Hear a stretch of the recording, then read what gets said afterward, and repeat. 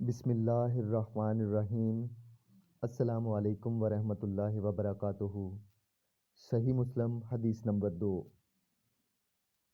ابو بکر بن ابی شیبہ نیز محمد بن مسنہ اور ابن بشار نے کہا، ہم سے محمد بن جعفر نے شعبہ سے حدیث بیان کی، انہوں نے منصور سے، انہوں نے ربیع بن حراش سے روایت کی کہ انہوں نے حضرت علی رضی اللہ تعالیٰ عنہ سے سنا جب وہ خطبہ دے رہے تھے۔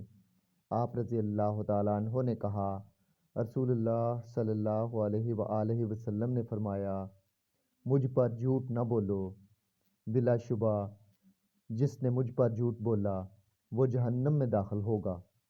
اللہ تعالیٰ سے دعا ہے اللہ تعالیٰ قرآن مجید اور احادیث نبوی صلی اللہ علیہ وآلہ وسلم پر عمل پیرا ہونے کی توفیق عطا فرمائے۔ وآخر دعوانا ان الحمد للہ رب العالمین۔